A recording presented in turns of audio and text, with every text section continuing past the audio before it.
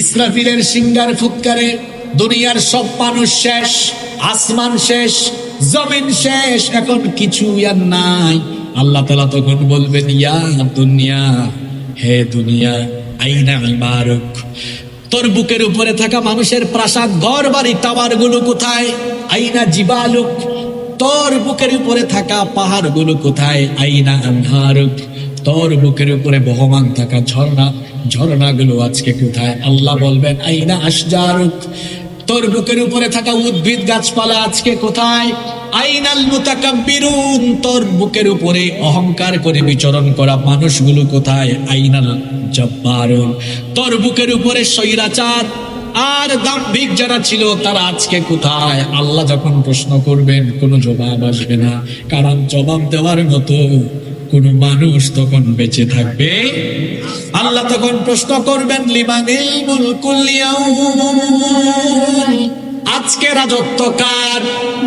আপনারা তো জবাব দিয়েছেন, কিন্তু আপনারা জবাব দেওয়ার জন্য তখন থাকবেন না, কেউ থাকবে না। আল্লাহ নিজেই প্রশ্ন করে নিজেই জবাব দিবেন, লিল্লাহিল ওয়াহিদিল কাহ্হার, আজকে ক্ষমতা কেবল একজনের, তিনি কে? জোরে বলেন, তিনি কে? আল্লাহ মালাকুল মউতকে ডাকবেন। আপনারা যাকে আজরাইল বলেন, আজরাইল নামে কোন ফেরেশতার নাম কোরআন হাদিসে নাই, এগুলো ইসরাইলি বর্ণনা। এই ফেরেশতার নাম কোরআন হাদিসে যেটা এসেছে সেই নাম হলো মালাকুল মউত। আল্লাহ মালাকুল মউতকে বলবেন, ইয়া মালাকুল মউত মান বাকিয়া, কে বাকি আছে? আর মালাকুল মউত বলবে, আল্লাহ আমি, আমার ভাই জিবরিল, ইসরাফিল, মিকাইল, আমরাই বাকি আছি। আল্লাহ বলবেন, মালাকুল মউত জিবরিলের জান কবজ কর, ইসরাফিলের জান কবজ কর, মিকাইলের জান কবজ কর। মালাকুল মউত জিবরিল, মিকাইল, ইসরাফিলের জান কবজ করবে। আল্লাহ তাআলা মালাকুল মউতকে প্রশ্ন করবেন, নাম বাকিয়া, এখন কে বাকি আছে? মালাকুল মউত তখন বলবে, আল্লাহ এখন আপনি আর আমি ছাড়া আর কেউ বাকি। আল্লাহ বলবেন, তাহলে তুইও আর থাকবি না, মুত মুত ইয়া মালাকুল মউত, মালাকুল মউত তুইও এখন মরে যা। যে মালাকুল মউত দুনিয়ার সকল প্রাণী মানুষের জান কবজ করেছে, প্রাণ কবজের, রূহ কবজের কষ্ট সে জানে না। আল্লাহ তখন তাকে বলবেন, তুই তোর জান নিজেই কবজ কর। মালাকুল মউত তখন বিকট একটা চিৎকার দিয়ে মালাকুল মউত শেষ হয়ে যাবে। এখন মালাকুল মউত নাই, কেউ নাই, শুধুমাত্র আছেন একজন, তিনি কে? এজন্য আল্লাহ তাআলা বলেছেন কেউ থাকবে না। আমাদের পছন্দের সূরা সূরা রহমানের 26 এবং 27 নম্বর আয়াতে আল্লাহ বলছেন, কুল্লু মান আলাইহা ফানি ওয়া ইয়াবকা ওয়াজহু রাব্বিকা যুল জালালি ওয়াল ইকরাম। সবকিছু ফান হয়ে যাবে, ধ্বংস হয়ে যাবে, কেবলমাত্র মহামহিয়ান সত্তা যিনি অবশিষ্ট থাকবেন। গলার আওয়াজ বড় করে সবাই বলেন, তিনি কে? কেউ নাই, সব শেষ। ইসরাফিল সিংহায় ফুৎকার দিবে কয়বার? জোরে বলেন। আলোচনার শুরুতে বলেছিলাম না, কয়বার? ইসরাফিল এখন আছে? এখন আছে? নাই তো, সেও মরে গেছে। এবার শুরু হবে বাস, পুনরুত্থান। ঈমান যে বিষয়ের উপরে আনতে হয় তার মধ্যে একটা বিষয় হলো ওয়াল বাসি বাদাল মউত, মৃত্যুর পরে আবার আল্লাহ জীবিত করবেন। তাফসীর ইবনে কাসিরের মধ্যে এসেছে, কিয়ামতের ঘটনা ঘটার পরে যখন সব লন্ডভন্ড হয়ে যাবে, এবার আল্লাহ তাআলা জীবিত করা আরম্ভ করবেন। আর প্রথমে আল্লাহ যাকে জীবিত করবেন সে হলো ইসরাফিল। জোরে বলেন, প্রথমে যাকে জীবিত করা হবে তার নাম কি? ইসরাফিল। ইসরাফিলকে কেন আল্লাহ প্রথমে জিন্দা করবেন? তাফসীর ইবনে কাসিরের মধ্যে এসেছে, এজন্য আল্লাহ ইসরাফিলকে প্রথমে জিন্দা করবেন, কারণ ইসরাফিলের একটা দায়িত্ব বাকি আছে। সেই দায়িত্ব হলো আরেকবার সিংহায় ফুৎকার দেওয়া। আল্লাহ ইসরাফিলকে জীবিত করে বলবেন, ইসরাফিল তুমি দ্বিতীয়বার সিংহায় ফুৎকার দিয়ে তোমার দায়িত্ব সম্পন্ন করো। এবার ইসরাফিল দ্বিতীয়বার সিংহায় ফুৎকার দিবে। দ্বিতীয়বার যখন সিংহায় ফুৎকার মারবে তখন কি হবে? আল্লাহ তাআলা সূরা জুমারের 68 নম্বর আয়াতে বলেছেন, সুম্মা নুফিখা ফীহি উখরা ফাইযা হুম কিয়ামুন ইয়ানদুরুন। অতঃপর দ্বিতীয়বার যখন সিংহায় ফুৎকার দেওয়া হবে, মানুষ তখন কবর থেকে উঠতে থাকবে, কবরগুলো খুলে যাবে। আর সর্বপ্রথম যার কবর খুলে যাবে, সর্বপ্রথম যাকে কবর থেকে উঠানো হবে তিনি আর কেউ নন, আমাদের প্রিয় নবী, নবীদেরও নবী, রাহমাতাল লিল আলামিন মুহাম্মাদুর রাসূলুল্লাহ সাল্লাল্লাহু আলাইহি ওয়াসাল্লামকে আল্লাহ সবার আগে কবর থেকে উঠাবে। আমাদের নবীর দাম মর্যাদা কম না বেশি? নবী করিম সাল্লাল্লাহু আলাইহি ওয়াসাল্লাম তিনি যখন মানুষদেরকে কিয়ামতের কথা বলতেন, লোকেরা তখন নবীজিকে জিজ্ঞেস করত, তুমি যে কিয়ামতের কথা আমাদেরকে বলো, সেই কিয়ামত কখন অনুষ্ঠিত হবে? কাফির মুশরিকরা নবীজিকে যে প্রশ্ন করত, আল্লাহ তাআলা সেই কথাগুলো কোরআনুল কারীমে তুলে দিয়েছেন। আল্লাহ তাআলা বলছেন, ইয়াসআলুকান নাসু আনিস সাআহ কুল ইন্নামা ইলমুহা ইনদাল্লাহ। আর তারা আপনাকে জিজ্ঞেস করছে কিয়ামতের সেই মহাপ্রলয়ঙ্কারী ঘটনা কখন ঘটবে? কুল ইন্নামা ইলমুহা ইনদাল্লাহ। আপনি বলে দিন কিয়ামতের সেই মহাপ্রলয়ঙ্কারী ঘটনা কখন ঘটবে সেটা কেবলমাত্র একজনই জানেন। গলার আওয়াজ বড় করে সবাই বলেন, তিনি কে? আল্লাহ। তবে কিয়ামতের ঘটনা ঘটার আগে ছোট বড় অনেকগুলো ঘটনা ঘটবে, যেগুলোকে বলা হয় আলামাতুস সুগরা ওয়া আলামাতুল কুবরা। ছোট আলামত এবং বড় আলামত। ছোট ছোট শতাধিকের উপরে আলামত আছে, যেমন কিয়ামতের আগে জিনা ব্যভিচার বেড়ে যাবে, নিকৃষ্ট চরিত্রের লোকেরা সমাজের নেতা হয়ে যাবে, মানুষ তার শিক্ষা ব্যবস্থা থেকে দ্বীনি শিক্ষা তুলে দিবে। আমি বানিয়ে বলছি না, আপনি আল্লাহর রাসূলের হাদিসগুলো শুনেন। আল্লাহর নবী বলেছেন, আখেরি জামানায় ঘন ঘন ভূমিকম্প, প্রাকৃতিক বিপর্যয়, অতিবৃষ্টি অনাবৃষ্টির মতো গজব আসবে। এগুলোর কারণ হলো, আল্লাহর নবী বলেছেন, ইদা কানাল মাগনামু আলা, যখন রাষ্ট্রের সম্পদকে দায়িত্বে থাকা ব্যক্তিগুলো নিজের সম্পদের মতো মনে করে ভোগ করবে, এমন মানুষ এখন দুনিয়াতে নাই। ওয়াল আমানাতু মাগরামা, যখন আমানতের খেয়ানত চতুর্দিকে আরম্ভ হবে। ওয়া তুআল্লিমা লিগাইরিদ দ্বীন, দ্বীন বিবর্জিত শিক্ষা কারিকুলাম যখন চালু হয়ে যাবে, শিক্ষা ব্যবস্থায় সব থাকবে, কোরআন থাকবে না, হাদিস থাকবে না। শিক্ষা ব্যবস্থার ভেতরে নাস্তিকতাবাদী চিন্তা চেতনা ঢুকিয়ে দেওয়া হবে। শুধু তাই নয়, আল্লাহর নবী আরো বলেছেন, নিকৃষ্ট চরিত্রের লোকদেরকে তাদের ভয়ে মানুষ সম্মান করবে। নিকৃষ্ট চরিত্রের লোকেরা মানুষ সমাজের নেতা হয়ে যাবে। এ ধরনের কার্যক্রম আখেরি জামানায় যখন আরম্ভ হবে, নবীজি বলেছেন, তখন খাসফান ওয়া মাসখান ওয়া কাদফান, তখন ভূমিকম্প, চেহারার বিকৃতি, অগ্নি বায়ুর মতো গজব যিনি পাঠাবেন তিনি কি? ছোট ছোট অনেক আলামত, সেগুলো প্রকাশিত হবে। এরপরে বড় বড় 10টি ঘটনা ঘটবে। কিয়ামতের বড় বড় 10টা আলামত আছে। এই বড় বড় 10টি আলামত যখন প্রকাশিত হয়ে যাবে, কিয়ামতের যে বড় বড় 10টি আলামত আছে, আল্লাহর নবী হাদিসের মধ্যে সেগুলো খুব সুন্দর করে তুলে ধরেছেন। আল্লাহর নবী বলেছেন, ততদিন পর্যন্ত কিয়ামত হবে না যতদিন না এই 10টি ঘটনা ঘটে। ইন্নাহা লাম তাকুমা হাত্তা তারাউনা ফিহা হাত্তা তারাউনা ক্বাবলাহা 10 আয়াত। আল্লাহর নবী বলেছেন, 10টি ঘটনা যতদিন না ঘটবে ততদিন কিয়ামত হবে না। আদ-দুখান, ধোঁয়া বের হবে। 2 নম্বর ওয়াদ দাজ্জাল, মাসিহুদ দাজ্জালের আগমন হবে। দাব্বাতুল আরদ, জমিন থেকে এক ধরনের অদ্ভুত প্রাণী বের হবে। 4 নাম্বার হলো তুলু আশ-শামসু মিন মাগরিবিহা, পশ্চিম দিগন্ত থেকে সূর্য উদয় হবে। ওয়া নুজুল ঈসা ইবনে মারইয়াম, ঈসা আলাইহিস সালাম দুনিয়াতে অবতরণ করবেন। এরপরে আল্লাহর নবী বলেছেন ইয়াজুজ এবং মাজুজের আগমন হবে। তারপরে সালাসাতু খুসুফুন ফিল আরদ, পৃথিবীর 3 প্রান্তে 3টা ভূমিকম্প হবে। খাসফুন বিল মাশরিক, একটা পৃথিবীর পূর্ব দিকে হবে। ওয়া খাসফুন বিল মাগরিব, আরেকটা পৃথিবীর পশ্চিম দিকে হবে। ওয়া খাসফুন বিজাজিরাতুল আরব, আরেকটা জাজিরাতুল আরবে হবে। এরপরে আল্লাহর নবী বলেছেন 10 নাম্বার হলো ওয়া আখিরু যালিক নারুন তাখরুজু মিনাল ইয়ামান তাতরুদুন নাসা ইলা মাহশারিহিম, ইয়ামেনের দিক থেকে একটি আগুন বের হয়ে সেই আগুন মানুষকে হাসরের ময়দানে নিয়ে সমবেত করবে। এই 10টি আলামত যখন প্রকাশিত হয়ে যাবে, কিয়ামত কিভাবে হবে শোনেন।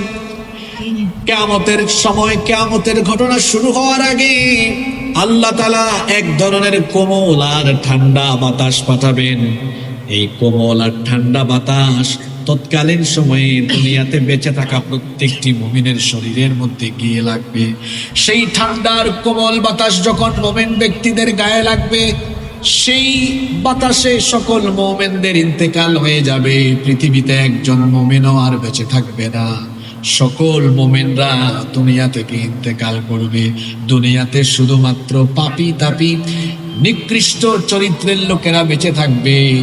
আর ততদিন পর্যন্ত কিয়ামত হবে না যতদিন না একজন মুমিন দুনিয়াতে বেঁচে থাকে।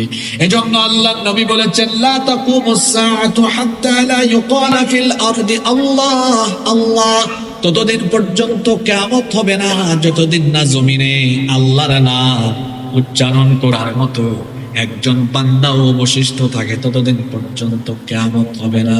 তার মানে হলো মুমিন বেঁচে থাকতে পৃথিবীতে কিয়ামত হবে না। এক ধরনের ঠান্ডা কোমল বাতাস পাঠিয়ে সব মুমিনের রূহ কবজ করে ফেলা হবে। বাকি থাকবে শুধু নিকৃষ্ট চরিত্রের লোকেরা।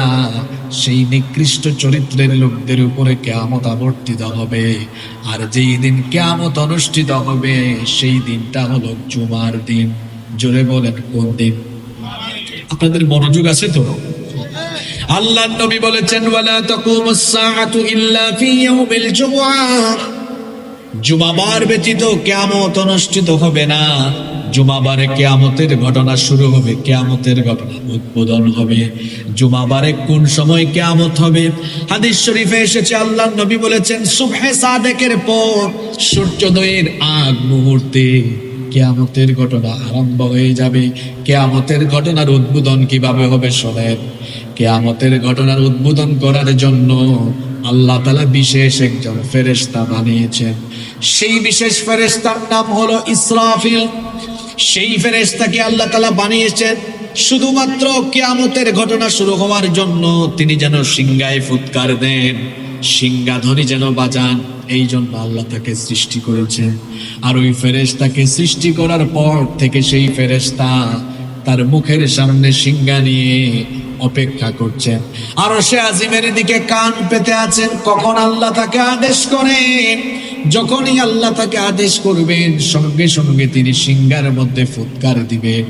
আর ইসরাফিল আলাইহিস সালামকে যে দায়িত্ব দেওয়া হয়েছে সিংহায় ফুৎকার দেওয়ার জন্য, আল্লাহর আদেশ যখন আসবে জুমা ভরে যখন কিয়ামত অনুষ্ঠিত হবে, তিনি তখন সিংহার মধ্যে ফুৎকার দিবেন মোট 2 বার।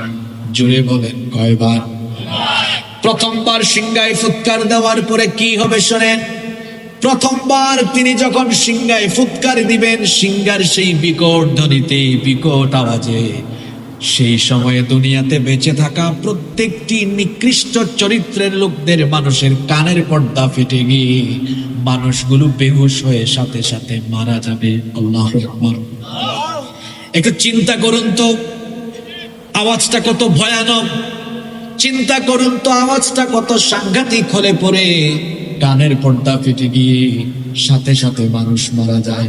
এত মারাত্মক, এত বিকট, এত সাংঘাতিক আওয়াজ। এক সিংহার ফুৎকারে সেই সময়ে দুনিয়াতে বেঁচে থাকা নিকৃষ্ট চরিত্রের সকল লোকদের কানের পর্দা ফেটে গিয়ে মানুষগুলোর সাথে সাথে মারা যাবে।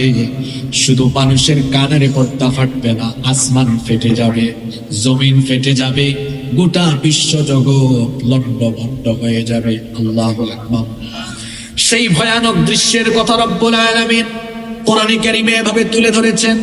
কোরআনুল কারীমের 39 নম্বর সূরা সূরাতুজ জুমারের 68 নম্বর আয়াতে রব্বুল আলামিন বলছেন, وَنُفِخَ فِي الصُّورِ فَصَعِقَ مَنْ فِي السَّمَاوَاتِ وَمَنْ فِي الْأَرْضِ إِلَّا مَنْ شَاءَ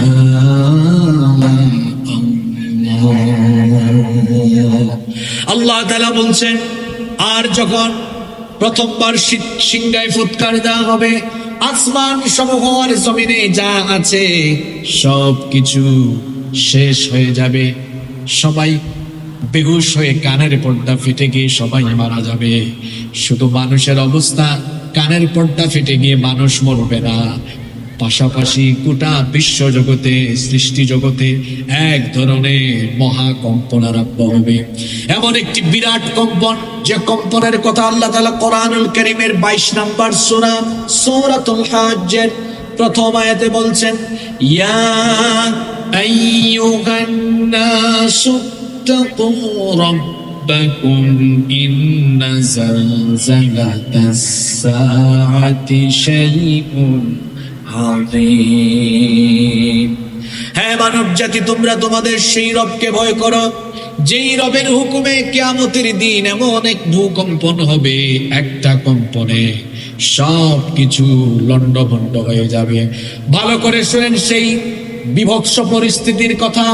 ইসরাফিলের সিংহার ফুৎকারের পরে আসমানের অবস্থা কি হবে, মহাশূন্যের পরিস্থিতি কি হবে। একটা সিংহার আওয়াজ এত মারাত্মক হবে, ইসরাফিলের সিংহার ফুৎকারের পরে আসমান দীর্ণ বিদীর্ণ হয়ে যাবে, আসমান ফেটে যাবে। আসমান ফেটে গিয়ে চূর্ণ বিচূর্ণ হয়ে গিয়ে এক আসমানের উপর আরেক আসমান ঠাস ঠাস করে পড়তে থাকবে। আল্লাহু আকবার।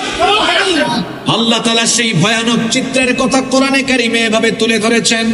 কোরআনুল কারীমের 82 নম্বর সূরা সূরাতুল ইনফিতারের প্রথম আয়াত থেকে আল্লাহ তাআলা বলছেন, ইদাস সামাউ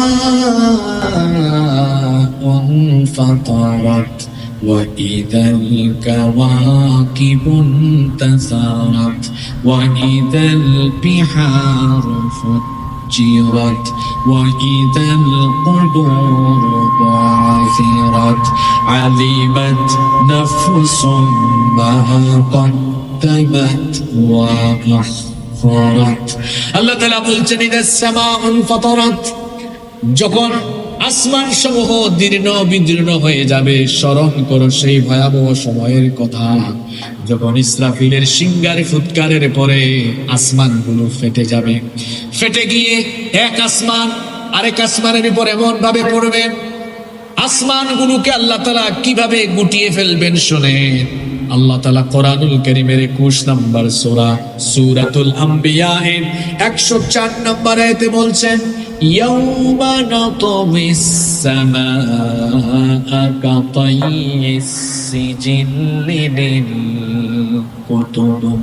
কিতাবের পৃষ্ঠার মতো আল্লাহ আসমানকে গুটিয়ে ফেলবেন। একটা টেবিলের মধ্যে ফাইলপত্র খোলার পরে তারপরে যেমন সেগুলোকে আবার গুটিয়ে ফেলা হয়, বুকশেলফে বা তাকে যেমন ফাইল বা বইগুলোকে একটার উপর আরেকটা রাখা হয়, কিতাবের পৃষ্ঠার মতো কিতাবের পৃষ্ঠাকে খোলার পরে যেমন সেগুলোকে আবার গুটিয়ে ফেলা হয়, সাত আসমানকে আল্লাহ একটার পর একটা সবগুলোকে আল্লাহ গুটিয়ে তার কুদরতি হাতের মুঠায় নিয়ে ফেলবেন। আল্লাহু আকবার। গোটা সৃষ্টি জগতে এক ভয়ঙ্কর পরিস্থিতি বিরাজ করবে। আসমানে মহাশূন্যে থাকা সূর্যের অবস্থা কি হবে? গরমের চুটে প্যান্ডেলে না বসে এখানে আপনারা অনেকে বসেছেন, বাবারা শোনেন, যে সূর্যের তাপে আপনারা বাগানে আশ্রয় নিলেন, এসিতে আশ্রয় নিলেন, এই সূর্য হলো পৃথিবী থেকে 13 লক্ষ গুণ বড়। সুবহানাল্লাহ। পৃথিবী কত বড়? পৃথিবীর চাইতে সূর্য আরো 13 লক্ষ গুণ বড়। এই সূর্য সূর্য তার তাপমাত্রা দিচ্ছে। সূর্যকে যে হিট দেওয়া হয়েছে, আজকে বিজ্ঞানের বদৌলতে আমরা জানতে পেরেছি সূর্যকে যে তাপমাত্রা দেওয়া হয়েছে, টেম্পারেচারের পরিমাণ হলো 1,40,00,000 সেন্টিগ্রেড। আল্লাহু আকবার। এই 1,40,00,000 সেন্টিগ্রেড থেকে কিন্তু পুরোটা সূর্য দেয় না, পুরোটা আসে না। যেমন আজকে কত, আমি স্টেজে আসার আগে খেয়াল করেছিলাম 35 ডিগ্রি, কিন্তু সূর্যকে দেওয়া হয়েছে 1,40,00,000 সেন্টিগ্রেড। আপনারা আজকে পাইছেন কত? কথা বলেন না কেন, জোরে বলেন। পাইছেন 35, কিন্তু সূর্যকে তো আল্লাহ দিয়েছেন 1,40,00,000। 35 ডিগ্রিতে আপনারা দিশেহারা, গাছের নিচে আশ্রয় নিয়েছেন। পুরোটা আসলে আমরা কি বেঁচে থাকতে পারতাম নাকি? আল্লাহর দয়া আমাদের উপরে কম না বেশি? সূর্যের আলো যেন পুরোটা পৃথিবীতে না আসে, যেন আল্লাহ কি করেছেন শোনেন। বায়ুমণ্ডলে আল্লাহ তাআলা প্রতিবন্ধকতা সৃষ্টি করেছেন। বিজ্ঞানের বদৌলতে আমরা আজকে এগুলো জেনেছি। আসমান সমূহে বায়ুমণ্ডলীয় অনেক স্তর আল্লাহ সৃষ্টি করেছেন, সেগুলোকে বিজ্ঞান বলে স্ট্রাটোস্ফিয়ার, ট্রাপোস্ফিয়ার, আইনোস্ফিয়ার, ম্যাগনেটোস্ফিয়ার, এক্সোস্ফিয়ার, এরকমের অনেকগুলো ফিল্টার বা স্তর আল্লাহ বায়ুমণ্ডলে স্থাপন করেছেন। এজন্য সূর্যের আলো সরাসরি দুনিয়াতে আসে না, ওই ফিল্টারগুলোতে বাধাপ্রাপ্ত হয়ে, পিউরিফাইং হয়ে হয়ে, ফিল্টারগুলোতে সূর্যের আলো পিউরিফাইং হয়ে হয়ে হয়ে হয়ে যতটুকু টেম্পারেচার আসলে পরে দুনিয়ার উদ্ভিদ, প্রাণী, মানুষ সবাই বেঁচে থাকবে, ততটুকু আলো আল্লাহ দয়া করে পাঠান। কিয়ামতের দিন যখন ইসরাফিল তার সিংহায় ফুৎকার মারবে, ইসরাফিলের সিংহার ফুৎকারে আসমান শুধু ফাটবে না, সূর্য ফেটে চূর্ণ বিচূর্ণ হয়ে যাবে। আল্লাহু আকবার। সূর্য টুকরা টুকরা হয়ে যাবে। সূর্যের পরিস্থিতি তখন কি হবে? আল্লাহ তাআলা কোরআনুল কারীমের 81 নম্বর সূরা সূরাতুত তাকবীরের শুরুতেই বলেছেন, ইদাশ শামসু কুওয়িরাত ওয়া ইদান নুজুমু কাদারাত ওয়া ইদাল জিবালু সুয়িরাত। আল্লাহ তাআলা বলেছেন, স্মরণ করো সেই সময়ের কথা যখন সূর্য নিষ্প্রভ হয়ে যাবে, সূর্য আলোহীন হয়ে যাবে। রাতের বেলা অন্ধকার ছিল, ভোরবেলা ফজরের নামাজের পরে যখন সূর্য উঠলো, গোটা পৃথিবী আলোকিত হয়ে গেল। কিন্তু ইসরাফিলের সিংহার ফুৎকারে কিয়ামতের দিন সূর্য টুকরা টুকরা হয়ে যাবে, সূর্য তার আলো হারিয়ে ফেলবে, সূর্য আলোহীন হয়ে যাবে, নিষ্প্রভ হয়ে যাবে, যার কারণে সব কিছু অন্ধকার হয়ে যাবে। শুধু সূর্য আলো হারিয়ে ফেলবে না, চাঁদের অবস্থা কি হবে শোনেন। সন্ধ্যা বেলায় যে আমরা চাঁদ দেখি, রাতের বেলা চাঁদ দেখি, এই চাঁদের পরিস্থিতি সিংহার ফুৎকারের পরে কি হবে শোনেন। আল্লাহ তাআলা কোরআনুল কারীমের 75 নম্বর সূরা সূরাতুল কিয়ামাহের 6 নম্বর আয়াত থেকে বলছেন, ইয়াসআলু আইয়ানা ইয়াউমুল কিয়ামা ফাইযা বারিকাল বাশারু ওয়া খাসাফাল কমারু ওয়া জুমি'আশ শামসু ওয়াল কমারু ইয়াকুলুল ইনসানু ইয়াওমাইযিন আইনাল মাফার। আল্লাহ তাআলা বলছেন, আপনাকে জিজ্ঞেস করছে কিয়ামত কখন হবে। ও নবী আপনি বলুন, ফাইদা বারিকাল বাসার, যখন চক্ষু স্থির হয়ে যাবে, ওয়া খাসাফাল কমার, চন্দ্র তার আলো হারিয়ে ফেলবে। আমার বাবারা ভাইরা চিন্তা করেন, ইসরাফিলের একটা সিংহার ফুৎকার কত বিভৎস হবে, কত ভয়ানক হবে। চাঁদ টুকরা টুকরা হয়ে যাবে, চাঁদও আলোহীন হয়ে যাবে। ওয়া জুমি'আশ শামসু ওয়াল কমার, সেদিন সূর্য গ্রহণ চন্দ্র গ্রহণ একসাথে আরম্ভ হবে। সূর্য আর চন্দ্রকে আল্লাহ একসাথে করে দিয়ে সূর্য চন্দ্রকে মেসাকার করে দিবেন। এই বিভৎস পরিস্থিতি দেখে মানুষ সেদিন বলবে, ইয়াকুলুল ইনসানু আইনাল মাফার, মানুষ বলবে আজ আমাদের পালাবার জায়গা কোথায়? বলেন তো, পালাবার কি কোনো জায়গা সেদিন থাকবে নাকি? ইসরাফিলের একটার সিংহার ফুৎকারে আসমান মহাশূন্য সব শেষ। সূর্য আলো হারিয়ে ফেললো, চাঁদ আলো হারিয়ে ফেললো। অন্যদিকে নক্ষত্রগুলোর অবস্থা কি হবে? নক্ষত্র কত বড় শোনেন, নক্ষত্র বুঝেন তো আপনারা? আপনারা তারা বলেন।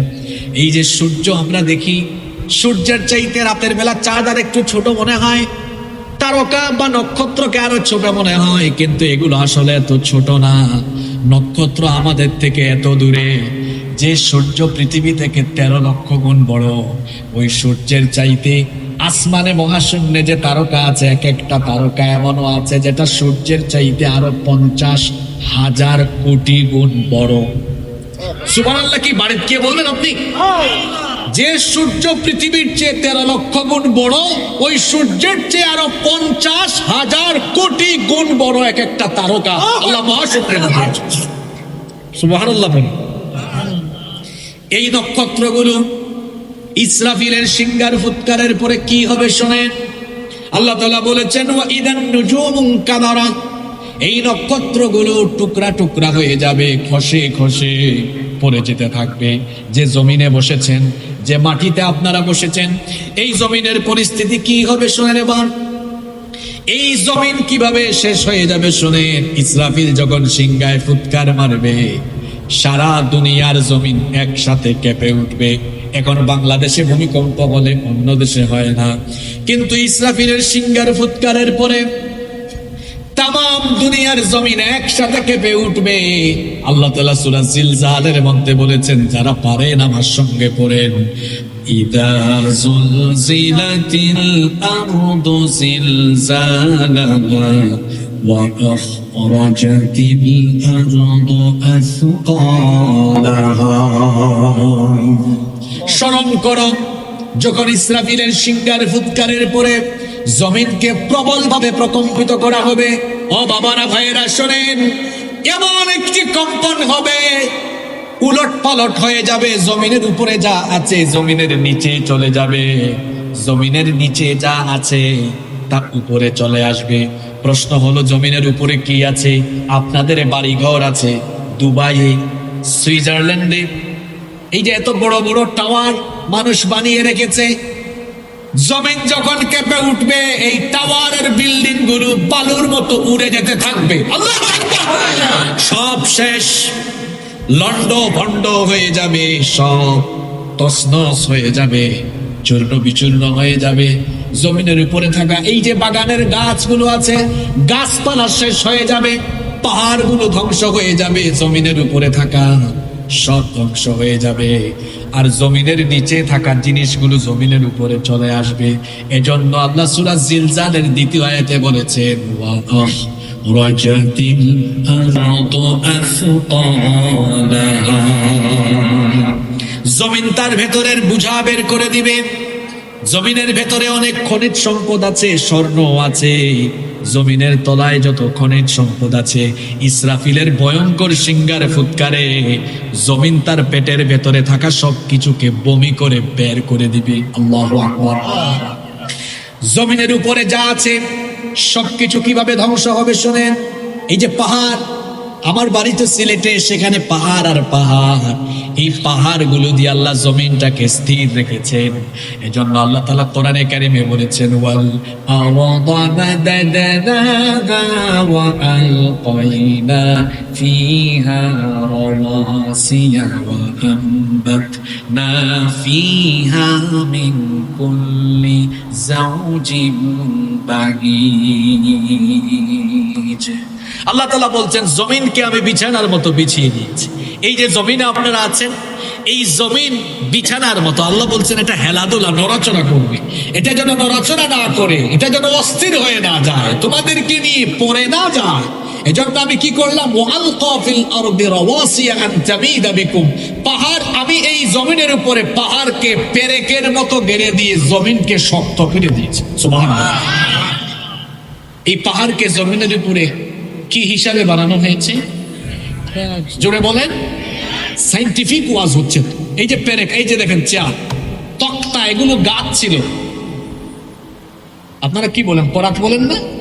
কুষ্টিয়াতে করাত দিয়ে গাছ কেটে তক্তা করা হয়েছে, কাঠ বানিয়ে এরপরে এই দেখেন এগুলোকে জোড়া দেওয়া হয়েছে কি দিয়ে? আচ্ছা আপনারা বলেন তো, পেরেকের কোন অংশটা বেশি থাকে? নিচের দিকেই তো পেরেকের অংশ থাকে বেশি। এই যে আমি পেরেক মারলাম, এখন পেরেকের বেশিরভাগ অংশ কোথায় চলে গেল? তাহলে আল্লাহ যে বলেছেন জমিনের মধ্যে পাহাড় পেরেকের মতো, তাহলে পেরেকের বেশিরভাগ অংশ থাকে কোন দিকে? সুবহানাল্লাহ। কোরআন এই বৈজ্ঞানিক তথ্য দিয়েছে। আজকের ভূতত্ত্ববিদরা গবেষণা করে দেখেছেন পাহাড়ের যে অংশ মাটির উপরে আমরা দেখি, এর চেয়ে প্রায় 20-25 গুণ অংশ মাটির নিচে বিস্তৃত হয়ে আছে। সুবহানাল্লাহ। আপনাদের হাতের প্রত্যেকের মোবাইল আছে, গুগল শরীফে সার্চ দিয়ে দেখেন, মাউন্ট এভারেস্টের চূড়া জমিন থেকে 9 কিলোমিটার উঁচু, কিন্তু এর ভেতরে শিকড় বিস্তৃত হয়েছে 125 কিলোমিটার পর্যন্ত গভীর। সুবহানাল্লাহ বলবেন না? এই পাহাড়গুলো কত শক্তিশালী। ইসরাফিলের সিংহার ফুৎকারের পরে এই পাহাড়গুলোর পরিস্থিতি কি হবে এবার শুনেন। রব্বুল আলামিন কোরআনুল কারীমের 69 নম্বর সূরা সূরাতুল হাক্কা এর 13 নম্বর আয়াত থেকে বলছেন, ফাইদা নুফিখা ফিস সূরি নাফখাতুন ওয়াহিদা ওয়া হুমিলাতিল আরদু ওয়াল জিবালু ফাদুক্কাতা দাক্কাতান ওয়াহিদা ফায়াউমাইযিন ওয়াকাআতিল ওয়াকিআ। আর যখন প্রথমবার একটি সিংহায় ফু দেওয়া হবে, তখন পাহাড় সহ এই জমিনকে উপরে উঠায়া একটা আছাড় দিয়ে এগুলোকে লন্ডভন্ড চূর্ণ বিচূর্ণ তছনছ করে দেওয়া হবে। আল্লাহ তাআলা কোরআনুল কারীমের 73 নম্বর সূরা মুজাম্মিলের 14 নম্বর আয়াতে বলেছেন, ইয়াউমা তারজুফুল আরদু ওয়াল জিবালু কানাতিল জিবালু কাসীবাম মাহিলা। সেই দিন অর্থাৎ কিয়ামতের দিন ইসরাফিলের সিংহার ফুৎকারের পরে এই পাহাড়গুলোকে এমন ভাবে ধ্বংস করা হবে, পাহাড়গুলো ইসরাফিলের সিংহার ফুৎকারের পর বালুর মতো উড়ে উড়ে যেতে থাকবে। আল্লাহু আকবার। আমাদের পরিচিত সূরা কারিয়া, কোরআনের 101 নম্বর সূরা 5 নম্বর আয়াতে আল্লাহ বলেছেন, ওয়া তাকুনুল জিবালু কালইহনিল মানফুশ। আল্লাহ তাআলা বলেছেন পাহাড়গুলো তুলার মতো উড়ে উড়ে যেতে থাকবে। ইসরাফিলের সিংহার ফুৎকারের পরে এভাবে পাহাড়গুলো ধ্বংস হয়ে যাবে। সাগরের পরিস্থিতি কি হবে? বঙ্গোপসাগর, আটলান্টিক মহাসাগর, প্রশান্ত মহাসাগর সহ সাগর মহাসাগর গুলোকে আল্লাহ উত্তাল করে দিবেন। এজন্য আল্লাহ বলেছেন, ওয়া ইদাল বিহারু ফুজ্জিরাত। সাগর তার ভেতরের সবকিছু নিয়ে উত্তাল হয়ে যাবে, উত্তেজিত হয়ে যাবে। ইসরাফিলের সিংহার ফুৎকারের পরে সাগরের তলার মাটি ফেটে যাবে, সব পানি নিচের দিকে চলে গিয়ে পানির যে মূল উপাদান অক্সিজেন আর হাইড্রোজেন যখন একসাথে হয়ে যাবে, তখন আল্লাহ বলেছেন, ওয়া ইদাল বিহারু সুজ্জিরাত। সাগরের মধ্যে আগুন লেগে যাবে, সাগরের মধ্যে আগুন লেগে যাবে। এই রকম করে গোটা দুনিয়া, গোটা জমিন, আসমান জমিন সবকিছু আল্লাহ ধ্বংস করে দিয়ে সবকিছুকে আল্লাহ তার হাতের মুঠায় নিয়ে ফেলবেন। বাহাদুরি দেখান, বাহাদুরি দেখান। আল্লাহর দ্বীনের সাথে বেয়াদবি করেন, কোরআনের মাহফিলের সাথে বেয়াদবি করেন, আলেম ওলামার সাথে বেয়াদবি করেন। আল্লাহ তাআলার কুদরত আপনি বুঝেন না, উপলব্ধি করতে পারেন না। আমাদের সমাজে কিছু মানুষ আছে, এরা যখন একটু ক্ষমতা পায় তখন দেখা যায় আল্লাহ রসুলের বিরুদ্ধে কথা বলতে দ্বিধাবোধ করে না। এমন মানুষ আমাদের সমাজে আছে না ভাই? মনে রাখবেন, আল্লাহ ব্যতীত সকলের ক্ষমতা হলো ক্ষণস্থায়ী, কেবলমাত্র একজন চিরস্থায়ী ক্ষমতার মালিক, তিনি কে? এজন্য আল্লাহ ক্ষমতার নামে একটা সূরা দিয়েছেন, সূরার নাম হলো সূরা মুলক। সেই সূরার প্রথম আয়াতে আল্লাহ তার ক্ষমতার কথা বলেছেন, ক্ষমতার বাহাদুরি করো না। তাবারাকাল্লাযী বিয়াদিহিল মুলকু ওয়া হুয়া আলা কুল্লি শাইইন কাদির। সকল ক্ষমতা যার হাতের মুঠায়, তিনি কে? তিনি যাকে চান তাকে ক্ষমতা দেন। ইউসুফ নবীর ভাইরা ষড়যন্ত্র করে তাকে কুয়ায় ফেলে দিয়েছিল, তাকে তারা মেরে ফেলবে। তারা ভেবেছিল হয় ইউসুফ এখানে শেষ হয়ে যাবে, অথবা কেউ যদি তাকে উঠায় তাহলে তাকে গোলাম বানাবে। কিন্তু আল্লাহর পরিকল্পনা ছিল ভিন্ন। আল্লাহ তাআলা তার পরিকল্পনা বাস্তবায়ন করলেন কিভাবে? আল্লাহ তাআলা তার কুদরতি ব্যবস্থাপনায় ইউসুফ আলাইহিস সালামকে সেই অন্ধকার কুয়া থেকে উঠায়া তাকে মিশরে নেওয়া, এরপরে আল্লাহ তাকে মিশরের ক্ষমতার মসনদে বসায়া দিলে। আবার আল্লাহ যাকে চান জুতার বাড়ি খাওয়ায়া ক্ষমতার চেয়ার থেকে নামাতে পারেন কি পারেন না? সেই ক্ষমতা বুঝি আল্লাহ নাই? কিন্তু আমাদের অবস্থা হলো এমন যে যখন বসে যায় চেয়ারে, উঠে যায় তখন কি আরে মনে করে আমি হামসে বড় কোন উঠি কি বসি, মরি কি বাঁচি, এমন একটা পরিস্থিতি তখন আরম্ভ হয়ে যায়। মনে রাখবেন, এই যে চেয়ার, আমার আগে আমার ভাই কথা বললেন, ওনার আগে আরেকজন কথা বললেন, চেয়ার কয়টা? জোরে বলেন। মানুষ একজন না কয়েকজন? কিছুদিন আগে আপনাদের উপজেলা নির্বাচন হলো, দেখেন গত 10 বছর আগে উপজেলা চেয়ারম্যান ছিল একজন, এখন হয়তো আছে আরেকজন। 30 বছর পরে উপজেলা চেয়ারম্যান হবে আরেকজন। কিন্তু বলেন তো, হাজার হাজার বছর আগে আল্লাহ ছিলেন যিনি, এখন কি আছেন না তিনি? জোরে বলেন। হুয়াল আউয়ালু ওয়াল আখিরু ওয়াল যাহিরু ওয়াল বাতিনু ওয়া হুয়া বিকুল্লি শাইইন আলীম। তিনি প্রথম, তিনি শেষ। যখন কিছু ছিল না তখনও তিনি ছিলেন, যখন কিছু থাকবে না তখনও যিনি থাকবেন তিনি কি? এজন্য ক্ষমতার বাহাদুরি দেখাবেন না। আজকে ক্ষমতায় আছেন, কালকে হয়তো ক্ষমতায় নাও থাকতে পারে। আজকে বাহাদুরি দেখানো এমনও হতে পারে আগামীকাল জুতার বাড়ি খাওয়ায়া বেইজ্জত করে আল্লাহ চেয়ার থেকে নামায় দিতে পারে। আল্লাহ পারেন কি পারেন না? সবকিছু যখন ইসরাফিলের সিংহার ফুৎকারে লন্ড ভন্ড হয়ে যাবে, তখন আল্লাহ কি করবেন শুনেন।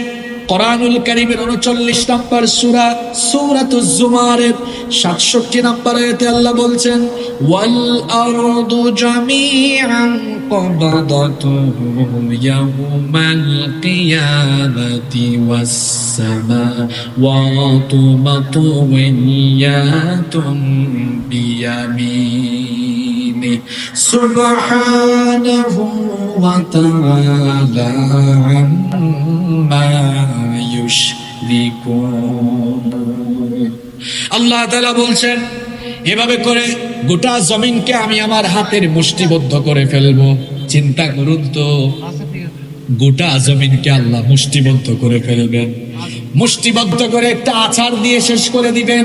আল্লাহ বলছেন, আসমান সমূহকে আমি ভাঁজ করে আমার কুদরতি হাতে নিয়ে ফেলবো, তামাম দুনিয়া শেষ। শুনতেছেন তো আপনারা? কোরআনের আলোকে আজকে চলছে আলোচনা। আপনারা বলবেন, হুজুর কোন দিকে শুরু করে কোন দিকে নিয়ে যাচ্ছেন? একটু পরে বুঝবেন কেন আজকে এই টপিক ধরেছি। মনোযোগ আছে তো আপনাদের? কষ্ট হচ্ছে না তো?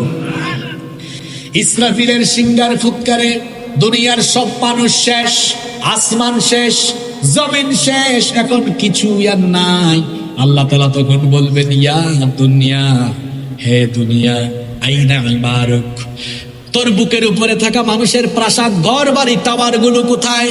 আইনা জিবালুক, তোর বুকের উপরে থাকা পাহাড় গুলো কোথায়? আইনা আনহারুক, তোর বুকের উপরে বহমান থাকা ঝর্ণা গুলো আজকে কোথায়? আল্লাহ বলবেন, আইনা আশজারুক, তোর বুকের উপরে থাকা উদ্ভিদ গাছপালা আজকে কোথায়?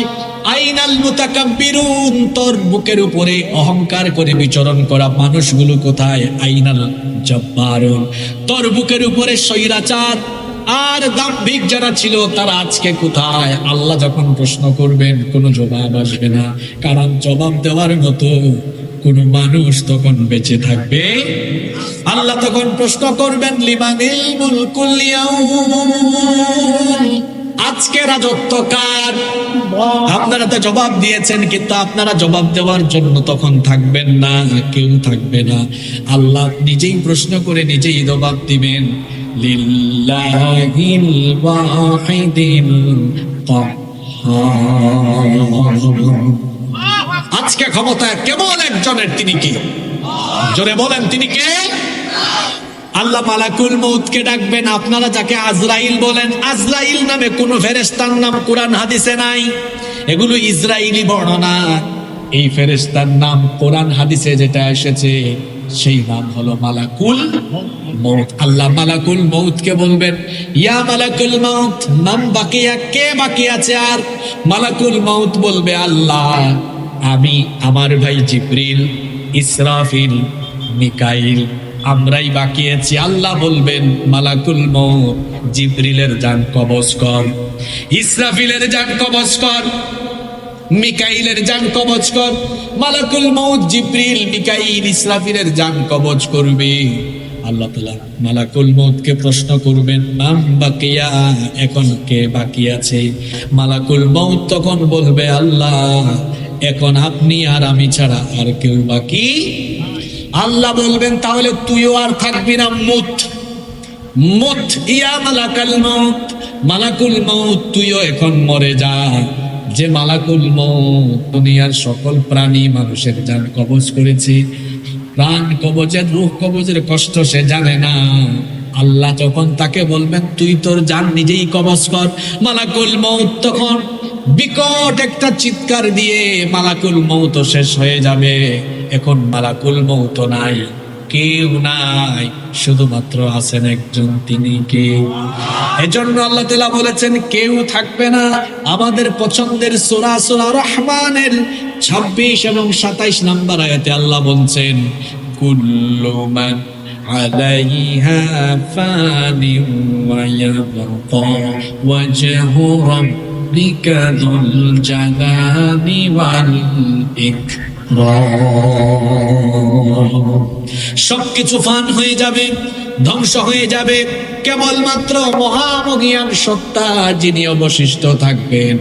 গলার আওয়াজ বড় করে সবাই বলেন, তিনি কে? কেউ নাই, সব শেষ।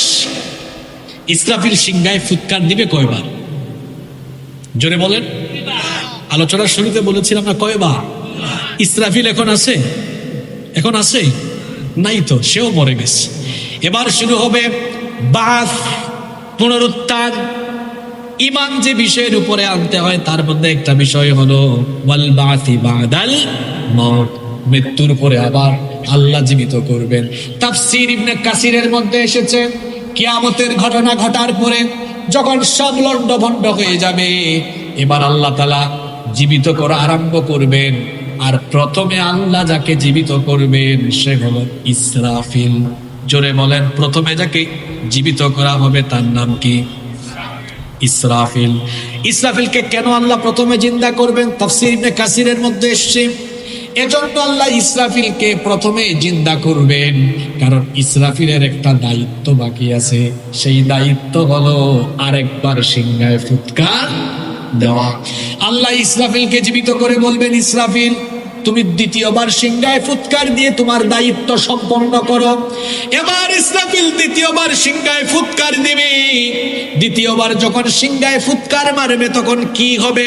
আল্লাহ তাআলা সূরা জুমারের 68 নম্বর আয়াতে বলেছেন, সুম্মা নুফিখা ফীহি উখরা ফাইযা হুম কিয়ামুন ইয়ানদুরুন। অতঃপর দ্বিতীয়বার যখন সিংহায় ফুৎকার দেওয়া হবে, মানুষ তখন কবর থেকে উঠতে থাকবে, কবরগুলো খুলে যাবে। আর সর্বপ্রথম যার কবর খুলে যাবে, সর্বপ্রথম যাকে কবর থেকে উঠানো হবে তিনি আর কেউ নন, আমাদের প্রিয় নবী, নবীদের নবী, রাহমাতাল লিল আলামিন মুহাম্মাদুর রাসূলুল্লাহ সাল্লাল্লাহু আলাইহি ওয়াসাল্লামকে আল্লাহ সবার আগে কবর থেকে উঠাবে। আমাদের নবীর দাম, মর্যাদা কম না বেশি? এজন্য আল্লাহর নবী বলেছেন, আনা সাইয়্যিদু ওয়ালাদি আদম ইয়াউমাল কিয়ামাহ। আল্লাহ তাআলা আমাকে কিয়ামতের দিন আদম সন্তানের নেতা বানাবেন। ওয়া আনা আউয়ালু মান ইয়ানশাক্কু আনহুল কবর, এবং সর্বপ্রথম যাকে কবর থেকে উঠাবেন সেই ব্যক্তি হলাম আমি।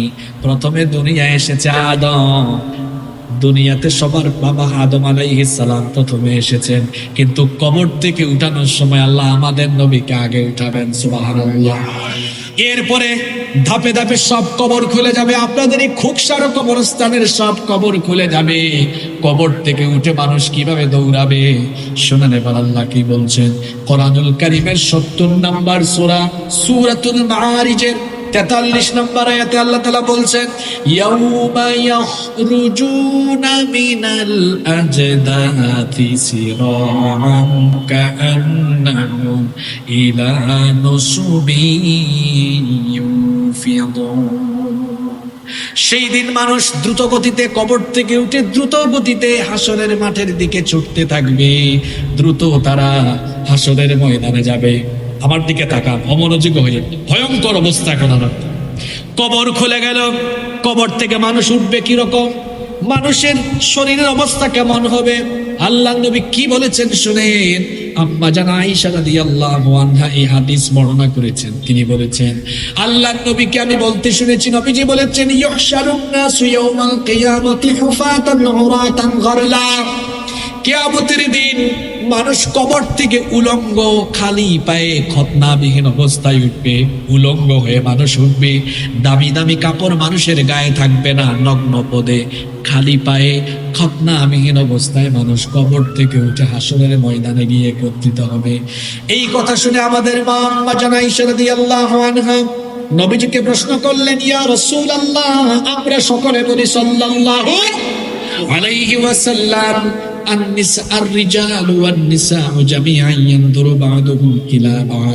যদি সবাই উলঙ্গ হয়ে হাসরের মাঠে উঠে তাহলে পুরুষ নারী একজন আরেকজনের দিকে কি তাকাবে না?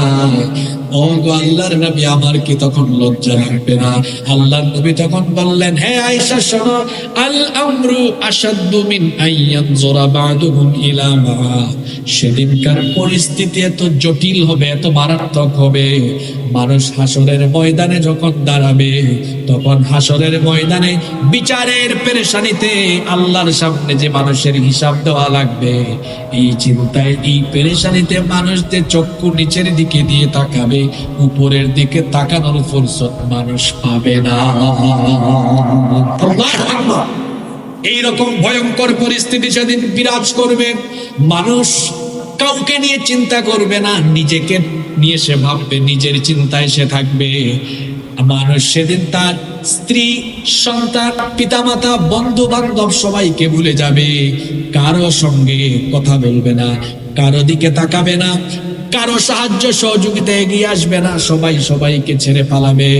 মানুষ শুধু নিজেকে বাঁচানোর ধান্দায় থাকবে। এজন্য আল্লাহ তাআলা কোরআনুল কারীমের ৮০ নম্বর সূরা আবাসা এর ৩৪ নম্বর আয়াত থেকে বলছেন, ইয়াউমা ইয়াফিরুল মারউ মিন আখিহি ওয়া উম্মিহি ওয়া আবিহি ওয়া সাহিবাতিহি ওয়া বানিহি বিকুল্লি ইমরিইন মিনহুম ইয়াউমাইযিন শাহদুন ইউগনি। সেদিন মানুষ তার পিতা মাতা, ভাই বোন, সন্তান সন্ততি, পরিবারের সবাইকে রেখে পালাবে। মানুষ তার নিজেকে নিয়ে ব্যস্ত থাকবে, কিভাবে নিজেকে বাঁচানো যায় এই চিন্তায় পেরেশান থাকবে, নাফসি নাফসি জিকির করবে। হাসরের ময়দানে কবর থেকে সকল মানুষকে উঠায় আল্লাহ একত্রিত করবেন। এজন্য আল্লাহ তাআলা বলেছেন, কুল ইন্নাল আউয়ালিনা ওয়াল আখিরিনা লামাজমুউনা ইলা মিকাতি ইয়াউমিন মা'লুম। হে নবী, আপনি বলুন, প্রথম থেকে শেষ, পূর্ববর্তী পরবর্তী সকলকেই হাসরের ময়দানে একত্রিত করা হবে। কোরআনুল কারীমের ১৮ নম্বর সূরা সূরাতুল কাহফের ৪৭ নম্বর আয়াতে আল্লাহ বলেছেন, ওয়া হাশরনাহুম ফালাম নুগাদির মিনহুম আহাদা। অবশ্যই সবাইকে একত্রিত করা হবে, কেউ বাদ যাবে না, সবাইকে আল্লাহ একত্রিত করবেন। কবর খুলে যাবে, কবর থেকে মানুষ উলঙ্গ, হাসরের মাঠ কায়েম হয়ে যাবে। সেই বিচারের দিনে তো ভয়াবহ হবে। এখন তো দিন হলো 12 ঘন্টা, 11 ঘন্টা কখনো হয়, 13 ঘন্টাও হয়, রাত 11, 12, 13 হয়। কিন্তু হাসরের দিন কত লম্বা হবে শুনেন। আল্লাহর নবী বলেছেন কানা মিকদারুহু 50 আলফা সানা, হাসরের দিন হবে 50,000 বছর লম্বা। আল্লাহু আকবার। কত বছর? জোরে বলেন কত বছর? হাসরের দিন হবে 50,000 বছর লম্বা। আর পরিস্থিতি এত ভয়াবহ হবে আমার বাবারা, আমার ভাইয়েরা শোনেন, এই যে সূর্য 9,30,00,000 মাইল দূরে, হাসরের দিনে, বিচারের দিনে এই সূর্য মানুষের মাথার একেবারে নিকটবর্তী হয়ে যাবে। মানুষের মাথার নিকটবর্তী হয়ে যাওয়ার কারণে পাপি তাপি গুনাহগারদের মাথার চান্দি ফেটে যাবে, জমিন তামায় পরিণত হয়ে যাবে, হাসরের ময়দান তামা হয়ে যাবে, মাথার চান্দি ফেটে মগজগুলো উতরাতে থাকবে। এই ভয়ঙ্কর পরিস্থিতি বোঝানোর ভাষা আমার কাছে নাই। এটা দৃষ্টান্ত যদি দেই, চুলায় যখন ভাত রান্না করা হয়, পানি গরম হয়ে গেলে চাল যেমন উতরাতে থাকে, সূর্যের প্রখর তাপে গুনাহগারদের মাথার চান্দি ফেটে মগজগুলো উতরে উতরে উতরে উতরে গলে গলে বেয়ে বেয়ে পড়তে থাকবে। মানুষেরা এত বেশি ঘামাবে। আজকেও তো আপনারা ঘামাচ্ছেন, আমিও ঘামাচ্ছি, কিন্তু হাসরের ময়দানে প্রত্যেকেই তার গুনাহ অনুযায়ী, কেউ হাঁটু পর্যন্ত, কেউ কোমর পর্যন্ত, কেউ গলা পর্যন্ত, কেউ বা আবার তার বেশি ঘামের মধ্যে সাঁতরাতে থাকবে। পিপাসার যন্ত্রণায় কাতর হয়ে গিয়ে জিহ্বাটা মুখের ভেতর থেকে বের হয়ে ঝুলে কলিজা একেবারে নাভি পর্যন্ত ঝুলে থাকবে। গোটা হাসরের ময়দানে বিভৎস এক পরিস্থিতি বিরাজ করবে। 50,000 বছর দাঁড়িয়ে থাকতে থাকতে মানুষেরা পেরেশান হয়ে যাবে, দিশেহারা হয়ে যাবে, হয়রান হয়ে যাবে। লোকেরা এবারে যাবে আমাদের বাবা পৃথিবীর প্রথম মানুষ এবং প্রথম নবী সাইয়্যিদিনা আদম আলাইহিস সালামের কাছে গিয়ে বলবেন, বাবা আদম, আপনি পৃথিবীর প্রথম মানুষ, আপনাকে আল্লাহ নিজের হাতে বানিয়েছেন, আপনার ভেতরে আল্লাহ নিজেই রূহ ফুঁকে দিয়েছেন, আপনি আল্লাহর কাছে দোয়া করেন তিনি যেন বিচার শুরু করে দেন, হাসরের ময়দানে তিনি যেন বিচার আরম্ভ করেন। 50,000 বছর দাঁড়িয়ে থাকতে থাকতে আমাদের আর সহ্য হয় না। বাবা আদম আলাইহিস সালাম তখন বলবেন, আমার বাবারা, আমি পারবো না, কারণ আমি নিষিদ্ধ গাছের ফল ভক্ষণ করেছিলাম, জানি না আমার রব আজ আমার সাথে কি আচরণ করেন, আমি পারবো না, চলে যাও আমার ছেলে নূহের কাছে। লোকেরা নূহ আলাইহিস সালামের কাছে গিয়ে দেখবেন এত বড় পয়গাম্বর, তিনিও তখন নাফসি নাফসি জিকির করছেন। লোকেরা গিয়ে বলবে, আপনি আল্লাহর কাছে দোয়া করেন আল্লাহ যেন বিচার আরম্ভ করেন। তিনি বলবেন, আমি পারবো না, কারণ আমি আমার উম্মতের জন্য দোয়া করেছিলাম, জানি না আজ আমার রব আমার সঙ্গে কি আচরণ করেন, আমি পারবো না, চলে যাও তিনি পিতা ইব্রাহিম আলাইহিস সালামের কাছে। ইব্রাহিম আলাইহিস সালাম অপারগতা পোষণ করবেন, তিনি বলবেন চলে যাও মুসা কালিমুল্লাহর কাছে। লোকেরা গিয়ে মুসা নবীকে বলবেন, ওগো আল্লাহর নবী মুসা, দুনিয়াতে থাকা অবস্থায় আপনি যখন তখন আল্লাহর সাথে কথা বলেছেন, আজকে আল্লাহর সাথে কথা বলেন তিনি যেন বিচারের কাজটা আরম্ভ করে দেন। মুসা নবী বলবেন, আমিও পারবো না, কারণ আমি ফেরাউনের বংশের এক লোককে একটা থাপ্পড় দিয়া দুনিয়া থেকে বিদায় করেছিলাম, জানি না আজ আল্লাহ আমার সাথে কি ব্যবহার করেন। চলে যাও ঈসা রূহুল্লাহর কাছে। লোকেরা ঈসা আলাইহিস সালামের কাছে যখন যাবে, ঈসা ইবনে মারইয়াম তখন বলবেন, আমিও পারবো না, কারণ খ্রিস্টানরা আমাকে আল্লাহর ছেলে বানিয়েছে, জানি না আজ আমার রব এজন্য আমার সাথে কি আচরণ করেন। তোমরা এত জায়গায় ঘোরাঘুরি করো না, চলে যাও আখিরি নবী মুহাম্মাদুর রাসূলুল্লাহ পড়েন সাল্লাল্লাহু আলাইহি ওয়াসাল্লামের কাছে। লোকেরা যখন আখিরি নবী আমাদের নবীর কাছে আসবে, নবীজি তখন লোকদের এই কাকুতি মিনতি শুনে আরশে আজিমের কাছে গিয়ে সাজদায় লুটে পড়বেন, নবীজি চোখের পানি ফেলবেন, আল্লাহর রহমতের দরিয়ায় তখন জোশ মারবে। আল্লাহ তাআলা তখন তার হাবিবকে ডেকে বলবেন, ও আমার হাবিব, ইরফা রাসাক, আপনার মাথা উঠান, সাল তুতাহু, কি চাইবেন, কি চান আমার কাছে বলেন। আল্লাহর নবী বলবেন, ওগো আল্লাহ, আমার উম্মত নিয়ে আমি বড় পেরেশান, বড় চিন্তায় আছি।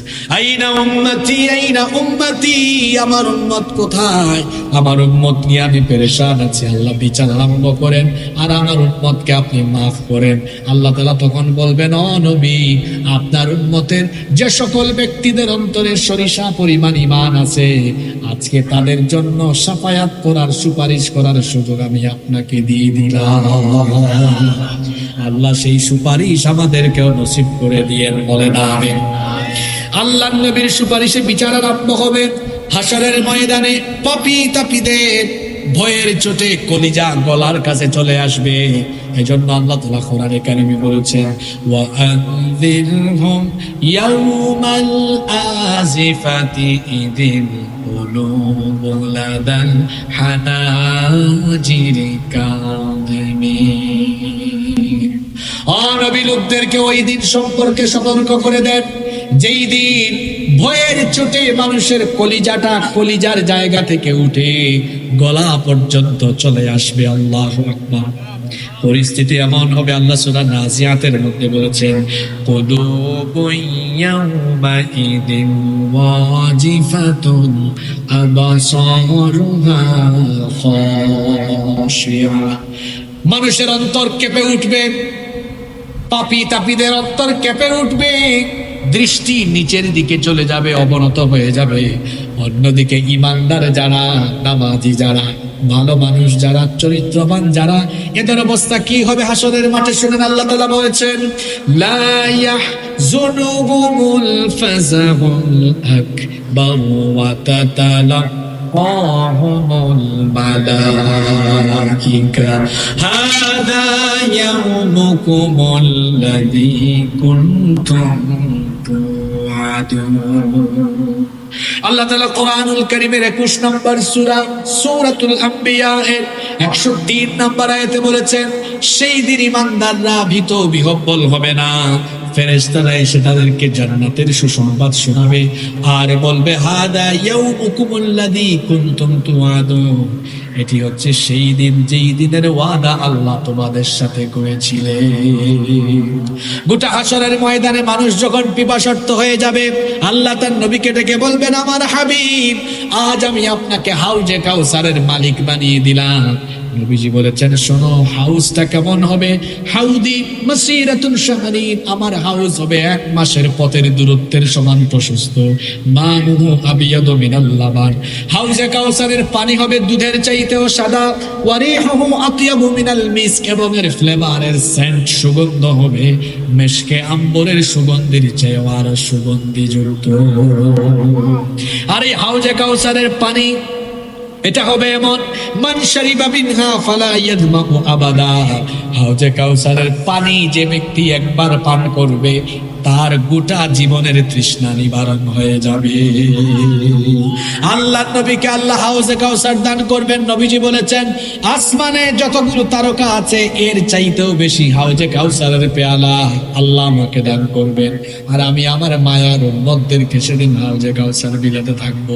আল্লাহ তাআলা আমাদেরকে হাউজে কাউসার নসিব করে দিয়েন, বলেন আমিন। শেষ পর্যায়ে চলে এসেছি, শুনেন। এবার বিচার আরম্ভ হবে হাসরের মাঠে। বিচার আরম্ভ হবে মিজানের ভিত্তিতে, মিজানের মাধ্যমে, অর্থাৎ দাঁড়িপাল্লার মাধ্যমে আল্লাহ তাআলা বিচার করবেন। এজন্য আল্লাহ তাআলা কোরআনুল কারীমের 21 নম্বর সূরা সূরাতুল আম্বিয়া এর 47 নম্বর আয়াতে বলেছেন, ওয়া তাদাউল মাওয়াজিনাল কিসত লিয়াউমিল কিয়ামাতি ফালা তুযলামু নাফসুন শাইআ। আল্লাহ তাআলা বলছেন, সেদিন কিয়ামতের ময়দানে আল্লাহ বিচারের মানদণ্ড স্থাপন করবেন, কারো উপরে জুলুম করা হবে না। আল্লাহ হলেন ন্যায় বিচারক, আল্লাহর বিচারের ভিতরে কোনো জুলুম নাই। কিন্তু আমরা মানুষের মধ্যে স্বার্থপরতার গুণ আছে না নাই? এজন্য দেখা যায় মাঝে মাঝে আমরা বিচার করতে গিয়ে অবিচার করি, এমন অবিচার আমরা করি। মাঝে মাঝে দেখা যায় নিরপরাধ মানুষগুলোকে প্রহসন করে অপরাধী বানিয়ে জেলখানার ভেতরে রেখে দেওয়া হয়, আর অপরাধীগুলোকে জেলখানার ভেতর থেকে বাহিরে ছেড়ে দেওয়া হয়। যে সমাজে, যে রাষ্ট্রে চোর ডাকাত জেলখানার বাহিরে বুক ফুলিয়ে চলাফেরা করবে, আর আল্লাহওয়ালা মানুষ, ভালো ভালো মানুষরা জেলখানার ভেতরে থাকবে, বুঝতে হবে ওই সমাজে, ওই দেশের মধ্যে বিচার নাই, সুবিচার নাই, সেখানে স্বৈরাচারী কায়দায় মানুষের উপরে অবিচার চলে। এরকম অবিচার তো এখন পৃথিবীতে না। জি, তো আসতে বলছেন কেন? আছে। আবার আপনি জোর করে আপনার দেশের উপর টাইনা নিয়ে আসেন। আমি কোনো দেশের নাম বলি নাই, আমি শুধু কোরআন আর হাদিস বলেছি। কিছুদিন আগে সিলেটে এক জায়গায় ওয়াজ চলে ফেরাউনের, একজন ডান দিক থেকে নোটিশ দিয়ে বলে, হুজুর এই সূরাটা বাদ দিলে ভালো হইতো না। আমি বললাম কেন? আসলে পরিস্থিতি সুবিধার না। আমি বললাম ফেরাউন তো ছিল মিশরে, মিশরের পরিস্থিতি আপনি আপনার দেশে জোর করে টাইনা নিয়ে আসছেন তো। বলেন এরকম অনেক মানুষ আছে না নাই? অনেক জিনিস তার নিজের উপরেই নিয়ে নেয়। তো আপনি যদি নিজের উপর নিজের কাঁধে নিজেই নিয়ে দেন, মানুষ বুঝবে এইটার সাথে আপনার মিল আছে। আপনি নিজে নিজে নেন কেন? এটা আপনার নিজের দোষ। আমার বাবারা ভাইয়েরা বলছিলাম, আল্লাহ তাআলা কিয়ামতের দিন বিচার করবেন মিজানের ভিত্তিতে। কেমন করে বিচার হবে? আল্লাহ বলছেন, ওয়া ইন কানা মিসকালা হাব্বাতিন মিন খারদালিন আতাইনা বিহা ওয়া কাফা বিনা হাসিবিন। সরিষার দানা পরিমাণ কোনো কাজ, আপনাদের এলাকায় সরিষার চাষ হয়তো, সরিষার দানা খুব ছোট না খুব বড়? আল্লাহ তাআলা বলেছেন সরিষার দানা পরিমাণ কোন কাজ যদি বান্দা করে, ওইটাও আল্লাহ মিজানের পাল্লার মধ্যে উঠাবেন। মিজানের পাল্লার মধ্যে আমলনামা উঠায়া বিচার কিভাবে করা হবে শোনেন। কোরআনুল কারীমের 23 নম্বর সূরা সূরাতুল মুমিনুনের 102 নম্বর আয়াত থেকে আল্লাহ বলছেন, فمن ثقلت موازينه فأولئك هم المفلحون ومن خفت موازينه فأولئك الذين خسروا أنفسهم في جهنم خالدون। আর যাদের আমলের পাল্লা সেদিন নেক আমল দিয়ে ভারী হবে তারা সফল হবে, আর যাদের আমলের পাল্লা হালকা হয়ে যাবে, যাদের আমলের পাল্লায় নেক আমল কম থাকবে, ক্ষতিগ্রস্ত হয়ে এরা জাহান্নামে যাবে। যার আমল সেদিন বেশি হবে, আমলের ভিত্তিতে ফয়সালা হবে। আমল ভালো হলে ফয়সালা ভালো, আমল ভালো হলে জান্নাত, আমল খারাপ হলে জাহান্নাম। এখন আমরা কত দোলাদলি করি, কিন্তু কিয়ামতের দিন দল হবে দুইটা। জুড়ে বলেন কয়টা? এজন্য আল্লাহ কোরআনে কারীমে বলেছেন, ফারিকুন ফিল জান্নাতি ওয়া ফারিকুন ফিস সাঈর। এক দল হবে জান্নাতি, আরেক দল হবে। এবার আপনি যদি বলেন হুজুর একেবারে সংক্ষিপ্ত একটা আয়াত দিয়ে বলেন তো কারা জান্নাতি আর কারা জাহান্নামী, তো শুনেন আল্লাহর কালাম কি বলছে আপনাকে। আল্লাহ তাআলা বলছেন, ফাআম্মা মান তাগা ওয়া আসারাল হায়াতাদ দুনিয়া ফাইন্নাল জাহিমা হিয়াল মাওয়া। পৃথিবীতে যারা আল্লাহর সাথে সীমালঙ্ঘন করেছে, ওয়া আতারাল হায়াতাদ দুনিয়া, এবং আখিরাতের উপরে দুনিয়ার জীবনকে যারা বড় মনে করে দুনিয়ার জীবনকেই প্রাধান্য দিয়েছে, ফাইন্নাল জাহিমা হিয়াল মাওয়া, জাহান্নাম হবে তার ঠিকানা। তাহলে জাহান্নাম থেকে আমরা বাঁচতে চাই কি চাই না? জাহান্নাম থেকে বাঁচতে হলে আল্লাহর দেওয়া সীমারেখা মানতে হবে, আল্লাহর আইন মানতে হবে। আল্লাহর বিধান মানার জন্য আল্লাহ একটা কিতাব দিয়েছেন, কিতাবের নাম কি? এই কিতাবের রঙে রঙিন হয়ে জীবন সাজাতে হবে। একদিনের ওয়াজে আমি আপনার জীবন বদলাতে পারবো না। শুধু বললাম হাসরের ময়দানে তারাই বেঁচে যাবে যারা কোরআনময় জীবন গঠন করবে। তার মানে বোঝা গেল একদিন মাহফিলের আয়োজন করে একদিন ওয়াজ শুনলে চলবে না, সারা বছর সারা জীবন এই কোরআনের সাথে সম্পর্ক রাখার দরকার আছে না নাই? আল্লাহর নবী বলেছেন, মান জাআলা আমামাহু কাদাহু ইলাল জান্নাহ, যে ব্যক্তি কোরআন গ্রহণ করে কোরআনের রঙে রঙিন হবে, কোরআন তাকে জান্নাতে নিয়ে যাওয়ার জন্য সুপারিশ করবে। ওয়া মান জাআলাহু খালফাহু কাদাহু ইলান নার, আর কোরআন যে জীবন থেকে বাদ দিবে, কিয়ামতের দিন কোরআন ওই ব্যক্তির বিরুদ্ধে দাঁড়াবে। আমরা সবাই কোরআনের সুপারিশ চাই কি চাই না? আরো জোরে বলেন, চাই কি চাই না? যদি আমরা কোরআনের সুপারিশ চাই আর কোরআনের রঙে রঙিন হয়ে কোরআনের বিধান মেনে আল্লাহর সামনে দাঁড়াবো এই ভয় করে, আমরা যদি নফসের গোলাম না হয় আল্লাহর গোলাম হতে পারি, তো আল্লাহ কি সুসংবাদ দিচ্ছেন শুনেন। ওয়া আম্মা মান খাফা মাকামা রাব্বিহি ওয়া নাহান নাফসা আনিল হাওয়া ফাইন্নাল জান্নাহ জান্নাতা হিয়াল মাওয়া।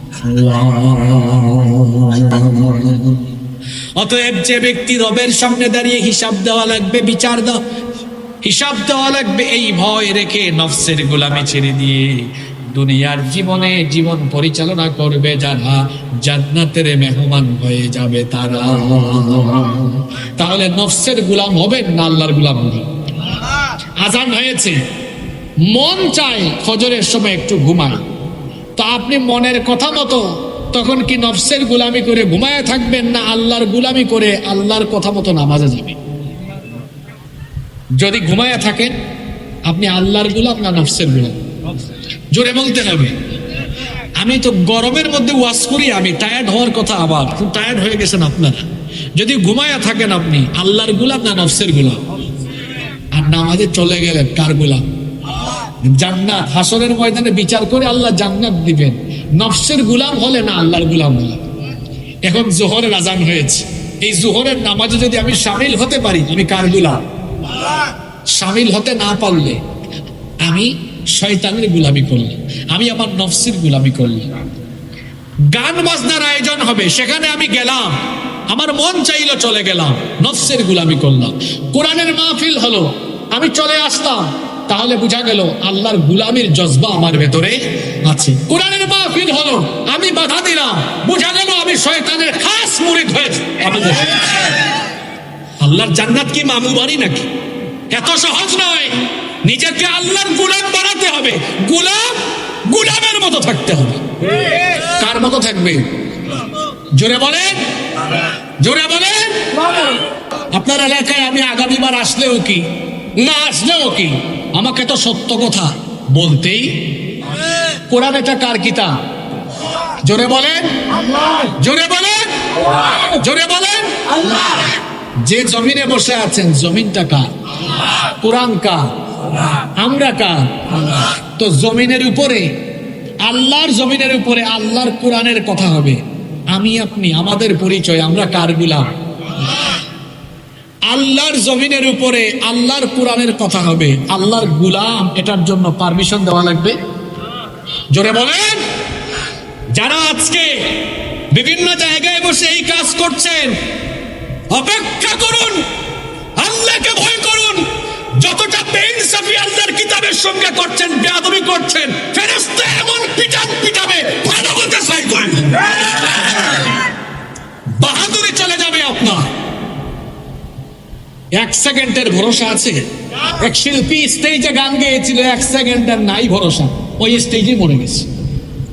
এত বাহাদুরি করেন কেন আপনি? হ্যাঁ, বিকেল বেলা আপনার মরণ হয়ে যেতে পারে। কিসের বাহাদুরি, কিসের বড়াই আপনার? আপনার পরিচয়, আল্লাহ তো বলেছেন আমি মানুষ বানিয়েছি। কেন বানিয়েছি? খালাকতুল জিন্না ওয়াল ইনসা ইল্লা লিয়াবুদুন, গোলামের জন্য বানিয়েছি।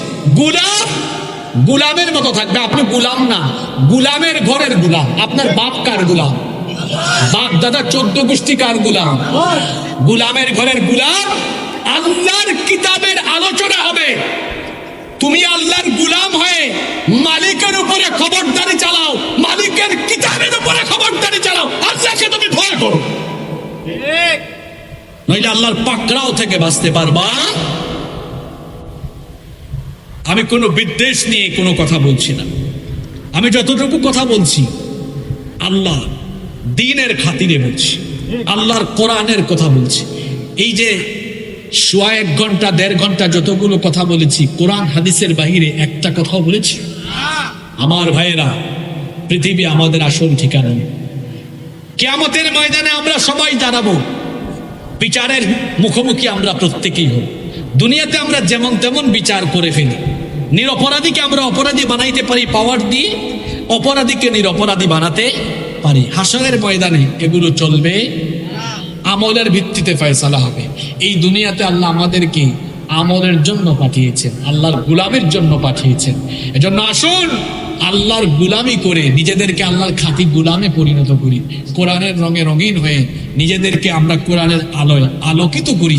তাহলেই আমরা দুনিয়ায় যেমন সম্মানিত হব, আখিরাতে আল্লাহর কাছ থেকে নাজাত পাবো, মুক্তি পাবো ইনশাআল্লাহ। আল্লাহ আমাদের সকলকে তার খাঁটি গুলাম হওয়ার তৌফিক দান করে। আল্লাহ আমাদের সবাইকে কোরআনের রঙে রঙিন হওয়ার তৌফিক দান করে। সম্মানিত ভাইয়েরা, এই প্রচন্ড গরমের মধ্যে আপনারা লম্বা সময় বসে শুনেছেন। আমি আপনাদের সকলের প্রতি কৃতজ্ঞ। আপনাদের কথা আমার মনে থাকবে। আপনারা জানেন আজকের এই মাহফিল মাদ্রাসার উদ্যোগে আয়োজন হয়েছে। এই মাদ্রাসাগুলো হলো আমাদের দিন চর্চার কেন্দ্র। এই মাদ্রাসা আপনারা জানেন এখানে অনেক এতিম ছাত্ররাও পড়াশোনা করে। এই মাদ্রাসাগুলো আমাদের ভালোবাসায়, আমাদের আন্তরিক সহযোগিতায়, প্রচেষ্টায় এই মাদ্রাসাগুলো চলমান আছে। আমাদের এই মাদ্রাসাটি এভাবেই চলমান থাকবে আমাদের সহযোগিতায়। আমরা সবাই চাই কি চাই না? এজন্য মুনাজাতের ঠিক আগ মুহূর্তে আপনারা যারা এই মাদ্রাসায় সহযোগিতা দানের নিয়তে আপনারা সামিল হবেন, আমি 1-2 মিনিট সময় দিচ্ছি। আপনারা আমার হাতে পৌঁছে দিতে পারেন। শুধুমাত্র আল্লাহর কোরআনকে ভালোবেসে এই মাদ্রাসা উন্নয়নের জন্য, এই মাদ্রাসার সমৃদ্ধির জন্য আল্লাহর পথে আল্লাহর কোরআনকে ভালোবেসে আমরা দিচ্ছি। মাশাআল্লাহ, আমার একজন ভাই 500 টাকা দিয়েছেন। আল্লাহ আমার ভাইয়ের সাদকা কবুল করেন। আমরা সবাই বলি আমিন। পাশাপাশি যদি স্বেচ্ছাসেবক ভাইয়েরা থাকেন, এটা চাদর নিয়ে সবার কাছে চলে যান। সবাই একটু পকেটে হাত ঢুকান। আল্লাহর পথে যাচ্ছে, মাদ্রাসায় যাচ্ছে, এগুলো বিফলে যাবে না, এগুলো আখিরাতের জন্য ইনভেস্ট হবে ইনশাআল্লাহ। মাশাআল্লাহ, আমার এক মুরব্বী চাচা 1000 টাকা দিয়েছেন। আল্লাহ আমার চাচার এই সদকা কবুল করেন। আমার আরেক ভাই 500 টাকা দিয়েছেন। মহিলা প্যান্ডেলে যে মা বোনেরা আছেন আপনারাও শামিল হবেন। আমার আরেক ভাই 200 টাকা দিয়েছে। মাশাআল্লাহ, আজকে আমি কমিটির দিকে তাকিয়ে কোনো কথা বলিনি। আমার ভাইরা অনেক পেরেশান। আসলে মাইক যথেষ্টভাবে সাপোর্ট দেয়নি, কিন্তু আমি মেনে নিয়েছি। আমার ভাইরা অনেক পেরেশানিতে মাহফিলটা করেছে। মাইক ভালো হইলে আলোচনার ভিতরে এমনি অনেক সঙ্গীত আসতো। আমার গলা অলরেডি ছেঁড়াবেড়া হয়ে যাচ্ছে, আর আসলে সম্ভব না এই গরমের মধ্যে। মাফ করবেন। মাশাআল্লাহ, আমার আরেক ভাই দিয়েছেন, আল্লাহ কবুল করেন। মাদ্রাসার ছেলেরা আছে না ভাইজান? মাদ্রাসার ছোট ছোট ভাইরা যাচ্ছে, আপনারা সবাই সামিল হবেন। মহিলা প্যান্ডেলের ব্যবস্থা আছে না? মহিলা প্যান্ডেলে আমাদের মা বোনরা কেউ আপনারা বঞ্চিত হবেন না। আমার মা বোনেরা আপনারাও সবাই সামিল হবেন এই প্রত্যাশা ব্যক্ত করছি, এবং সবার জন্য আমরা দোয়া করবো ইনশাল্লাহ। এবং আজকে যারা হাফেজ হলো, যে 4 জনকে আমরা প্রাকৃতি দিয়েছি, তাদের জন্য আমরা দোয়া করব। আল্লাহ যেন তাদেরকে কবুল করেন, এবং আল্লাহ যেন তাদেরকে গবেষক, মাহের বাহিস আলেম হন তৌফিক আল্লাহ যেন তাদেরকে দান করেন। মাশাআল্লাহ, আমার আরেক বাবা বেশ কিছু টাকা দিয়েছেন। আল্লাহ তার এই সদকা কবুল করুন। আরেক ভাই বেশ কিছু টাকা দিয়েছেন। আল্লাহ তাআলা